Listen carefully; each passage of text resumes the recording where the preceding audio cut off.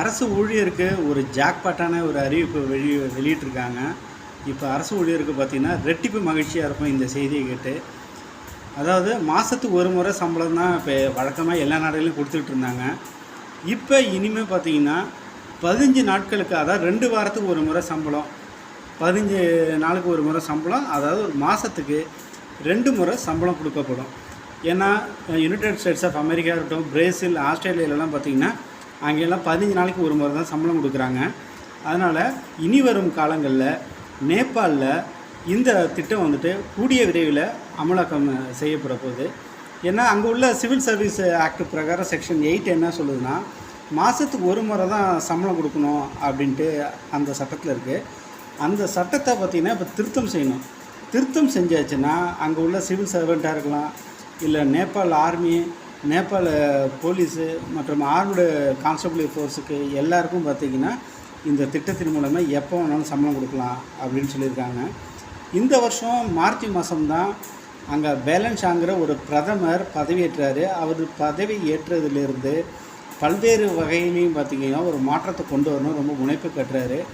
இந்த பணத்தை வந்துட்டு மாதத்துக்கு 2 முறை போட்டாச்சுன்னா கவர்மெண்ட் சர்வர்கிட்டே பணப்புழக்கம் இருந்துகிட்டே இருக்கும். மாத எண்டில் பல பேர்கிட்ட பார்த்திங்கன்னா ஒரு 20 தேதியிலே பணமே இல்லை அப்படின்னு சொல்லுவாங்க. எல்லா பணத்தையும் பார்த்திங்கன்னா தீர்த்துருவாங்க. அதனால் இது வந்துட்டு ஒரு தேசத்துக்கு ஒரு சீரான ஒரு வளர்ச்சியை கொடுக்கும். அதே போல் பணப்புழக்கத்தையும் இதை மேம்படுத்துறதுக்கு உதவும் அப்படின்னு சொல்கிறாங்க. இது வரைக்கும் ஏசியாவில் எந்த ஒரு நாடும் இது போல் ஒரு திட்டத்தை அறிமுகப்படுத்தலை. மாதத்துக்கு 2 முறை அரசு சம்பளம் கொடுக்கும் அப்படின்னு சொல்லிட்டு. பெரும்பாலும் நாடுகளில், அதுவும் குறிப்பாக பார்த்திங்கன்னா இந்தியா, பங்களாதேஷ், பாகிஸ்தான், ஸ்ரீலங்கா, மால்தீவ்ஸ் எல்லா நாடுகள்லையுமே மாதத்துக்கு ஒரு முறை தான் சம்பளம் கொடுத்துட்ருக்காங்க. இப்போ ஏசியா கண்டத்திலேயே முதல்ல ஒரு மாதத்துக்கு 2 முறை சம்பளம் கொடுக்க போகிறது பார்த்திங்கன்னா இந்த நேபாள் அரசு தான். நேபாளில் வந்துட்டு எப்பொழுதும் அங்கே உள்ள பணப்புழக்கத்தை கட்டுப்படுத்துறதுக்காக இந்த பிரதமரை புதுசாக பேலன்ஸாக வந்திருக்காருல்ல, அவர் ஒரு திட்டத்தை கொண்டு வந்திருக்கிறாரு. இந்தியாவிலேருந்து எந்தெந்த குட்ஸ் எல்லாம் அங்கே போதோ அதை வாங்குறதே கிடையாது. மெயினாக நேபாளில் உள்நாட்டில் உற்பத்தி ஆகிற பொருட்களுக்கு தான் பார்த்திங்கன்னா மக்கள் வந்துட்டு வாங்கணும் அப்படின்னு சொல்லியிருக்காரு. இந்தியன் குட்ஸ் எல்லாம் அவர் தடை பண்ணுறாரு. இங்கேருந்து எந்தெந்த பொருள்லாம் போதை பார்த்திங்கன்னா அதெல்லாம் விலை குறைவாக தான் வாங்குகிறாங்க. இதனால் பார்த்திங்கன்னா விலை குறைவானது வாங்கினாலும் மக்களுக்கு ஒரு சாதகமான சூழ்நிலை தான் நிலவுது.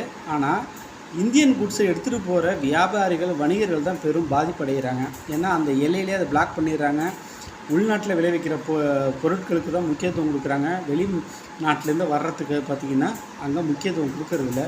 இதெல்லாம் இந்த பிரதமரை பேலன்ஸாக வந்த பிற்பாடு தான் நடக்குது. இதுக்கு முன்னாடி பிரதமர் ஓலி இருந்தார். அவர் தான் பார்த்திங்கன்னா அருணாச்சல பிரதேச சில பகுதிகள், ஜார்க்கண்ட், உத்தரகாண்ட சில பகுதிகளெலாம் நேபாளோட இணைக்கப்பட்டது அப்படின்னு சொன்னார். ஆனால் அது உண்மையாக பார்த்திங்கன்னா அந்த நிலப்பரப்பில் இந்தியாவுக்கு தான் சொந்தமானது. ஆனால் இப்போ அங்கே ஓலி பார்த்திங்கன்னா அங்கே ஒரு ஜென்னிசட்டை, அங்கே ஒரு போராட்டம் வெடிச்சதுனால அவர் ஆட்சி கவிழ்ப்பு நடந்துச்சு. அதன் பிற்பாடு ஒரு 6 மாதம் டியூரேஷன் கொடுத்துருந்தாங்க. இப்போ தான் இந்த புதிய பிரதமர் பதவி ஏற்றிருக்காரு. அவர் பதவியேற்றிலேருந்து தான் பல வகையான புது திட்டங்களை அமல்படுத்த போகிறாரு.